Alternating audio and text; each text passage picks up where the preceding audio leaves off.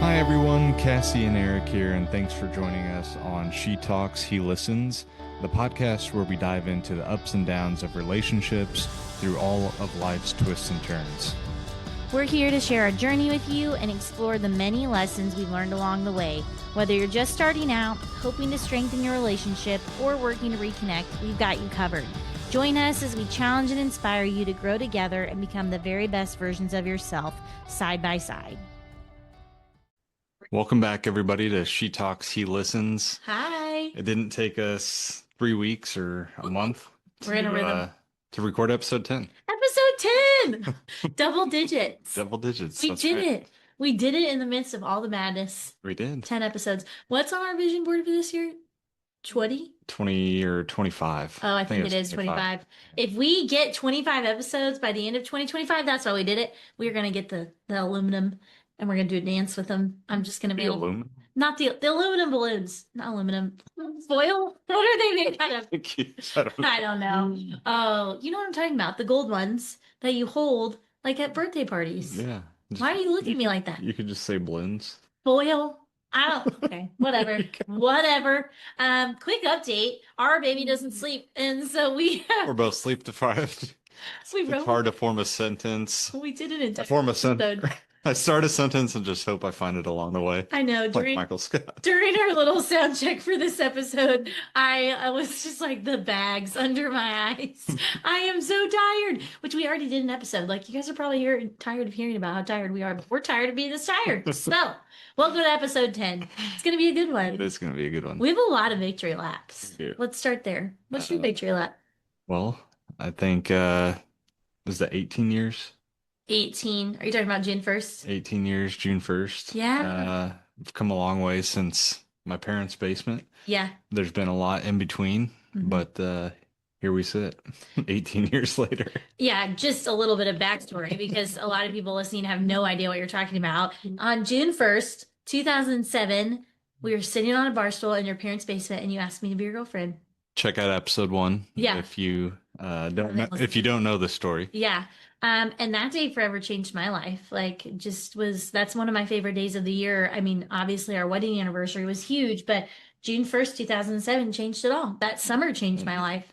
We were 14 and a lot of life has happened between now and then. But my victory lap off of June 1st is that I can officially share that I'm launching my book, Unapologetic. I did it. I did it. High five. Woo! Well, it's not out yet, but it's out of the closet. We could say this, that we get to share the news of Unapologetic. I don't have to hear you for any longer saying, I need to make these edits. I need to do this to the book. I need to do that to the book. Yeah, It's like every night. I didn't hear that, but like in a different way. But the book, the pre-launch is starting in August, and the book will be in people's hands October 28th, and I am so excited.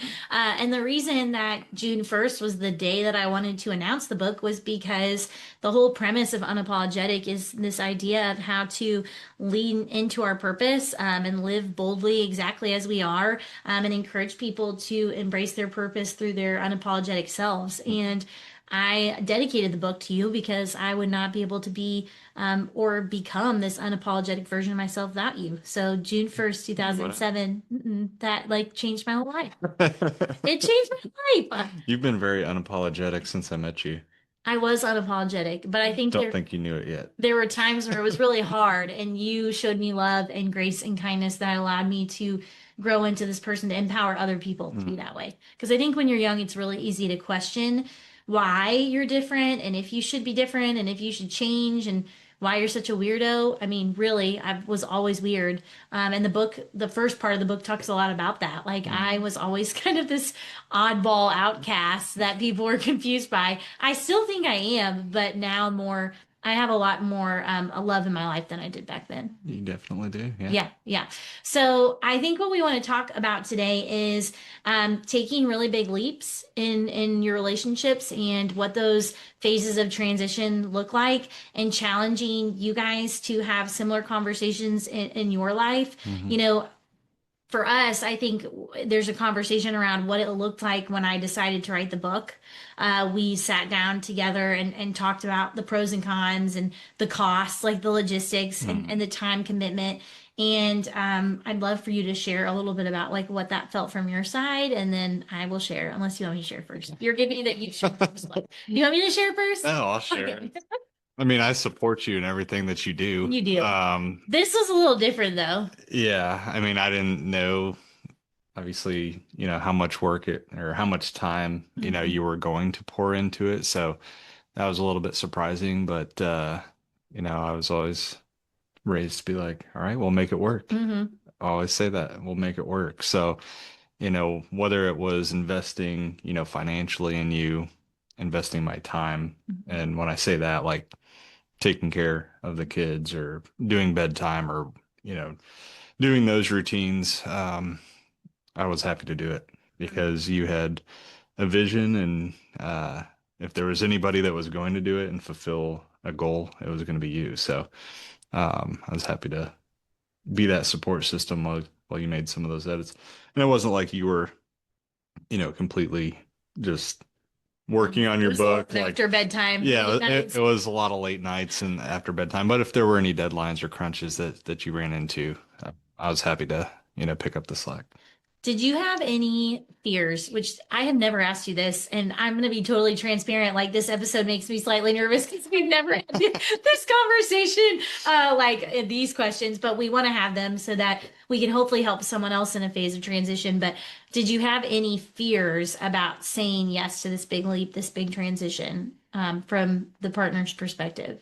Like I said, you don't know what you don't know. Yeah. So, I didn't know how much time you were going to spend on it. I didn't know how much, more work there, or not work, but like how much more time, because we were so used to being with Hallie together. Tag teaming. Playing a little bit of zone defense, and it went to a lot more man to man. So, um, I'd say I didn't really have any fears. I Yeah. think the You're big not a fearful person, though. no, it's all exciting stuff, and I'm excited to see, how it turns out, how it turns out now that Mhm. you have the book done. Yeah. Um, I guess the biggest fear is, we are committing a lot of resources to it, and Yeah. I've told you this multiple times. So, uh, you have a lot Seeing what of happens. support, a lot of friends. I'm excited for you, but hopefully, we get some returns as well. Hopefully it works out. Well, let's do like a 2.0 of this conversation, because this is an easy, right now it's easy like finishing up the book, because it's not, the book is not finished. Like there's still a lot of work to be done. It's just more of like the book is launched. We've done the soft launch on our dataversary. Is that what we call it? Dataversary. And there's still a lot that needs to be done, but like the heavy lift is finished. And yeah, I think one of the biggest things is, how do you decide when to leap and when to wait? Like when you're thinking about like a transition, maybe it's a job or a move or writing a book or all the above, which we've done in the last, 90 days. Well, I think the other thing is like, we didn't necessarily know we were We didn't know we were doing any of the craziness. going to be, putting three other life changes Mhm. into our lives. So, Yeah. A um, lot of this was unplanned yeah, and really just unexpected. And right. so I think that was the curveball that we maybe didn't know, Yeah, like changing jobs and changing states. And we obviously knew we were having a baby. yeah. But I think the coolest thing for me was we were at the beach talking about this. We were with your mom and dad, and so they had Hallie Girl, and you and I were just sitting under that umbrella talking. And I actually put this in a book. I brought all this up to you, and I would never make a decision about something so big without the two of us being on the same page. And you said I would bet on you any day. And you have shown that to me in our relationship time and time again. Like back when we were doing music in high school, you were all in on supporting me. When we moved to a new state, you were all in on supporting me from far away. And like in every, industry change, when I left healthcare, when I went into new home sales, when I went, into, a chief evangelist role, when I moved into now this trainer role, like you've just always been all in. And so I think the hardest thing to communicate to people is like, how do you decide when to leap and when to wait? I think it's all about real conversations. So like we had some really transparent conversations around money and time and who was going to do what with the kids, and I prayed a lot about it. I was looking for God winks everywhere everywhere I could maybe find one, and talking to people around me and doing a lot of research. And ultimately, I think that those hard conversations have to happen for you to feel good about a big leap. Same thing can be said about the move. When you came to me and brought up moving, like for this territory change, I told you, I was like, well, three things have to happen. We have to be able to sell our house in this market. We have to find a new house in this market, and we have to find daycare. And when all of those things happened within 24 hours, I was like, well, we're moving. We're moving, which we had kind of decided we were moving before that. Look, But I mean, we needed those things to happen. So, I mean, what would you add to that? How do you like from your perspective? Because we're a little bit different, our personalities. Like, how do you know when to support something and when not to? Because there are a lot of things I ask for that you said no to. Let the record reflect. So that's a great like question. a boat, a pool. You didn't say no to the pool. You said no to the boat. I said it's in the plan, like, I but need your water. your personality. Sam's Club inflatable pool for our backyard. We just have new sod. Let the record reflect. He says no a lot. You do. So I guess that's a great question. When do you know when to say yes and when do you know when to say no? For people listening, looking for guidance. Come on. I know. I mean, I'm like you said, I'm betting on you every single time because I know you have this drive and this relentless work ethic, and you're going to accomplish anything that you set your mind to. So it's very easy to tell you yes. I will say, like the conversations, the hard conversations that you mentioned, it's not all, it's not just one conversation. Oh gosh, no. Because there were a lot of times I take the Alabama move, for example. I was like, no, I'm not doing it. You mean our move to Alabama? Mhm. Yeah, yeah. We weren't married. I don't even think we were engaged. I'm like, I'm not moving to Alabama. So then, we revisited it. And so it was just over the course of time because I think when you bring it up for the first time, there's a lot of feelings that you have to go through, and then your life is literally going to be changing. You're going to be in a new atmosphere. And so you just have to sit back and reflect for a little bit and then bring it back up. Yeah. And have another conversation. And then that's when you get into the pros and cons, the plan of action. Logistic. Yeah.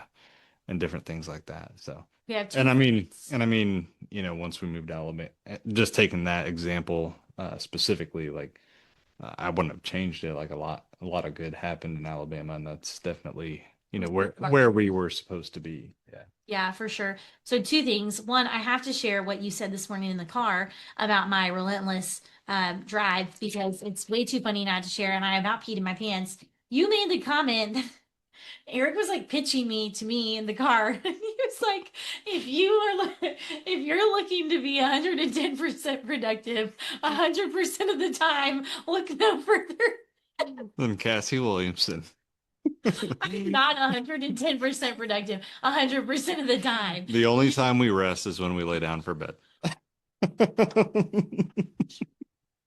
It starts at 6 a.m. Unload the dishwasher, vacuum, get the kids ready.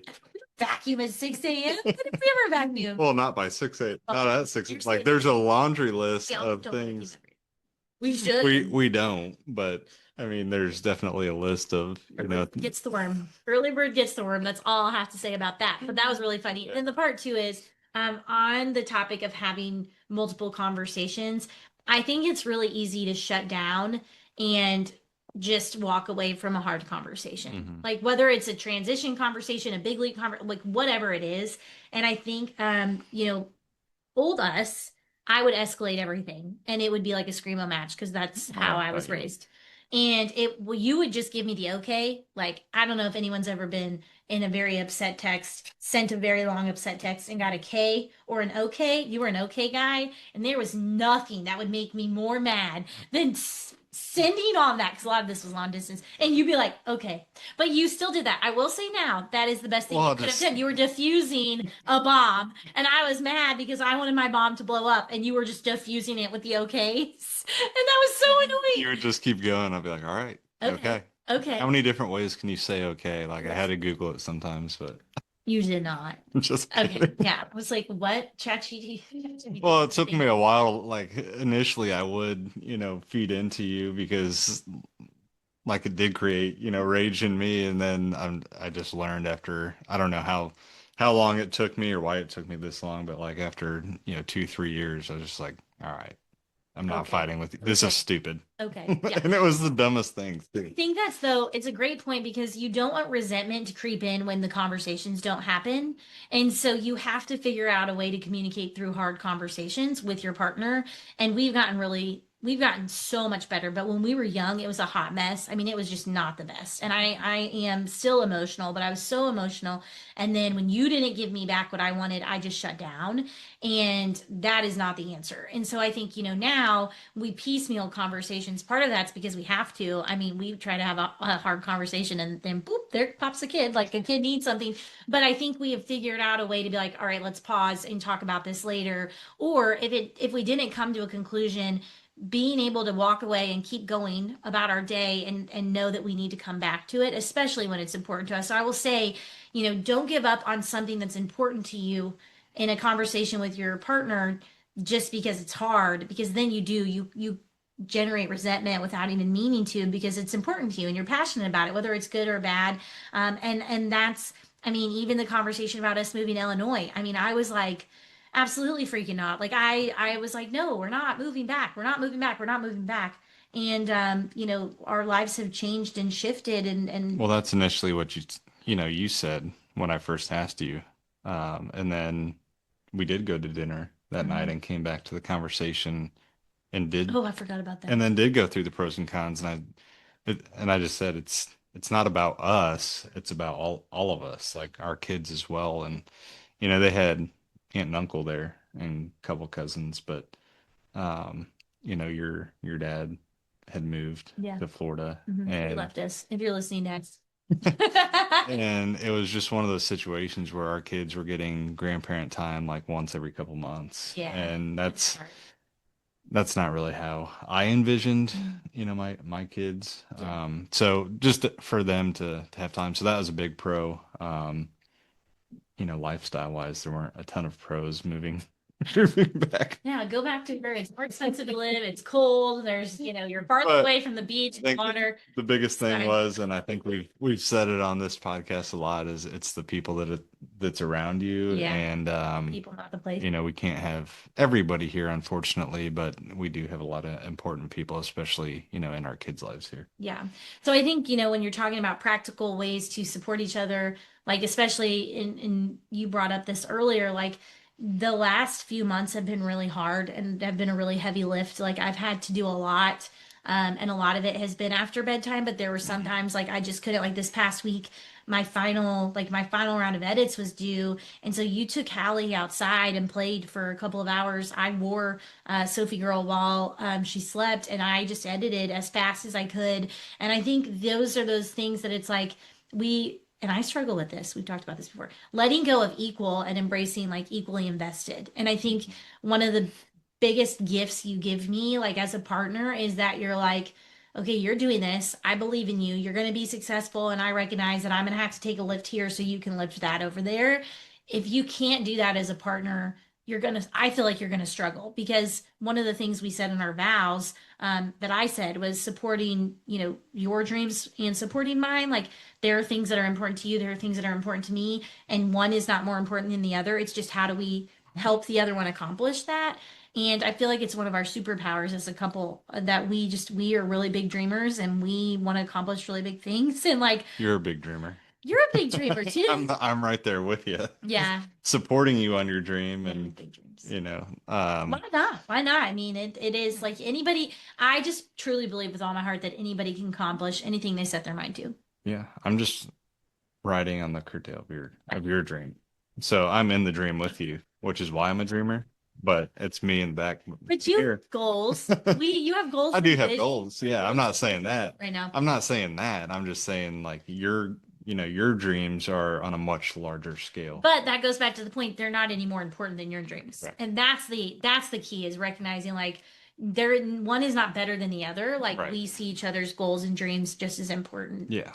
But we also recognize like you have to shift the weight and the scale in the moments where we need one another. Well, yeah, it's not always going to be a 50-50 workload split at home. Yeah. Sometimes it's going to be 80-20, 60-40. Like it just depends on what you have going on. So Yeah. you can't always expect, neither one of us can expect that it's always going to be 50-50. And, even with my work when I'm gone, like it's like 100-0, It is. 90-10, 95-5. Here or Like, not. yeah. So I mean, that's the way that, obviously you're supporting me for my goals. Yeah. So again, not always 50-50. You just that's why it's, marriage is teamwork, and sometimes, a teammate has to pick up the slack sometimes. Yeah. Yeah, no, it's so true. Well, and I think too, what I would ask you guys is like, have you ever taken a leap that changed your life, or have you supported your partner through one? If you have, like, please DM us your stories, drop it in the comments. We'd love to hear it. But one of the things we wanted to provide from this episode is a tool for you to use to guide this conversation, because we recognize like it's taken us a lot of ugly conversations to figure out how to have a hard conversation without a fight. Like, Well, and it's not a perfect system either. I feel like it's just maturing too. Yeah. Like We were young. we've been together, yeah, 18 years, and at the very beginning, when We you're didn't even drive a car. 14, 15, 16, like, To walk, you never. you're both emotional, with anger, whatever it is, or just drama. Yeah. So I mean, Hormonal. yeah, over the course of time,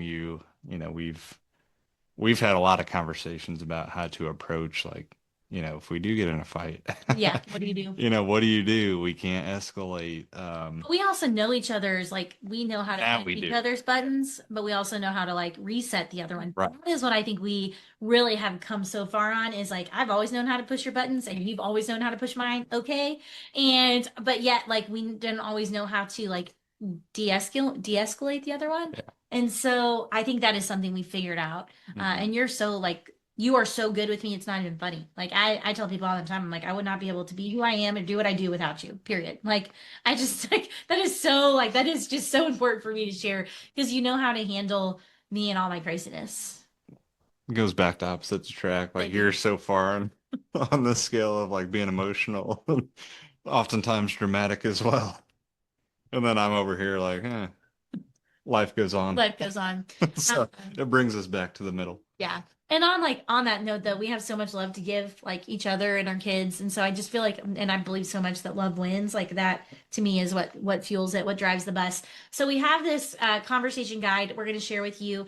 You can go to my website now, CassieWilliamson.com, and click our podcast tab. And that's where all these downloads are going to live. But this is going to be the Leap Talk. That's what we're going to call it. And it's 3 questions to ask your partner when one of you is considering a big change or a big leap or a dream catcher, dream go after. I don't know what I'm trying to say. Let's just blame sleep deprivation again. But when you're going after something that's important to you, whether it's, a move or a job change or a big dream, or maybe something that you just haven't felt comfortable sharing. So the questions, we're not going to unpack them now, but we are going to put them in this guide is what does success look like for you in this leap? So what does that success look like? What will you need from me practically and emotionally? And then how can we protect our partnership while one of us is in transition? And I think those are all really, really good questions to ask. They were things that we talked about, like what does success look like with the book, and what does this launch mean for our family? What do you need from me? And then like what can we do to support each other during the process? Those are all such important things to talk about. And so we hope that this episode encourages you to have that conversation. We've got a lot happening this summer with the book launch and obviously, new job, new territory for you. Lots like everything is new for us in 2025, but I think it'll be really cool when we're recording episode 25. It might be like December 30th. but we'll get it We'll done with get our there. big 2 5 letters numbers, and I can't wait to just see where balloons. aluminum balloons. Gosh, I am gonna look that up. It was like a foil. There's like a way. Yeah, There's I know what you're talking about. yeah, I know you do. So I don't know why you keep making fun of me because I'm sure everybody knows what I'm talking about. But anyways, we really hope if this episode resonated with you, you'll share it with someone that you feel like is standing on the edge of a big decision, or maybe it's you. And if you want that leap guide, go get it. Go get it at CassieWilliamson.com. But as always, like, subscribe, share. We're so glad you're here. Do you have anything you want to add? No closing remarks. No closing remarks No today? closing remarks. I feel like I just talked for 90 seconds straight on accident. Well, that's why it's called She Talks, He Listens. This was really one of those. I had a lot to share. Again, thanks for being here with us. We'll see you guys next time. Thanks, guys. Episode 10. Woohoo! And remember, no matter where you are on your journey, every step is a chance to grow together during both perfect and even imperfect moments. We'll be here to help keep the conversation going, so join us next time for more insights, lots of laughs, and our story. Until then, keep talking, keep listening, and keep showing up for each other. See you next time.